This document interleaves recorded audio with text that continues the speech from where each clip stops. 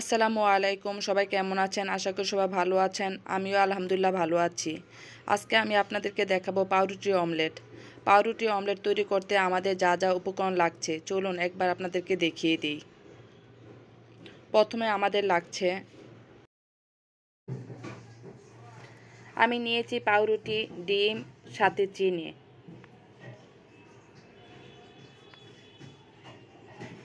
এই যে পাউরুটি, এই পাউরুটিগুলো আমি নিজে বানিয়েছি। সাথে 2টা ডিম নিয়েছি চিনি।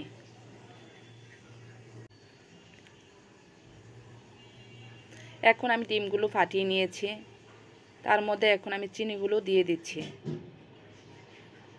এই যে আমি চিনিটা দিয়ে দিচ্ছি। এখন একটা চামচ দিয়ে আমি একটু নেড়ে চেড়ে দেব, নেড়ে ভেঙে নেব। যে আমি ভেঙে নিচ্ছি ডিমটা, দেখুন একটু নেড়ে চেড়ে দিচ্ছি। চিনিটার সাথে যাতে ডিমটা ভালোভাবে মিশে যায় সেই জন্য একটু ভালোভাবে চামচটা দিয়ে নেড়ে দিচ্ছি। আমার মিশানো হয়ে গিয়েছে, দেখুন। এখন একটা প্যান বসিয়ে দিচ্ছি।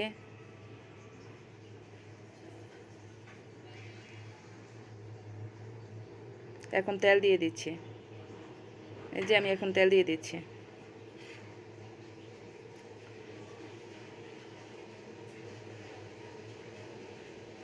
তেলটা গরম হলে আমি পাউরুটিগুলো ডিমের সাথে মিশিয়ে নেব। এই যে লাগিয়ে নিচ্ছি আমি।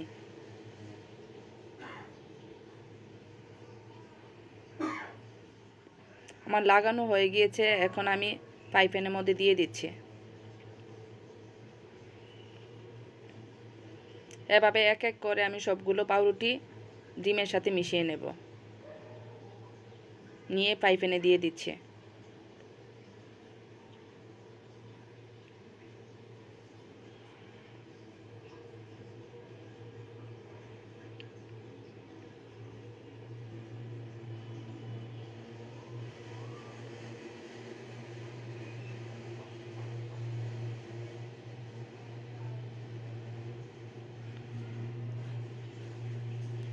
আমার কিন্তু পাউরুটি দিয়ে ডিমের অমলেট খেতে খুব ভীষণ ভালো লাগে, আমার বাচ্চারাও খুব পছন্দ করে।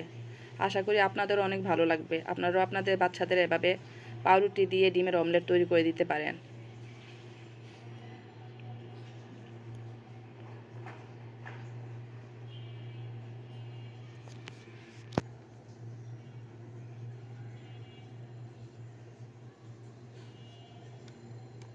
এখন আমি উল্টিয়ে দিচ্ছি, দেখুন।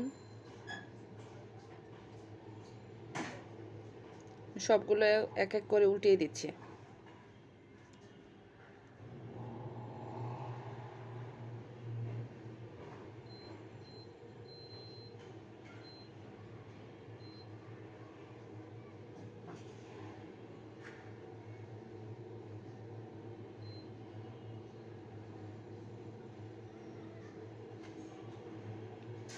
আমার পাউরুটি অমলেটটা হয়ে গিয়েছে, এখন আমি তা নামিয়ে ফেলবো।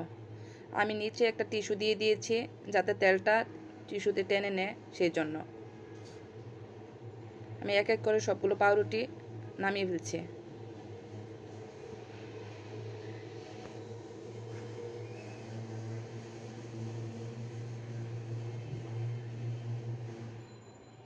বাকি পাউরুটিগুলো আমি সেমভাবে ভেজে নিচ্ছি।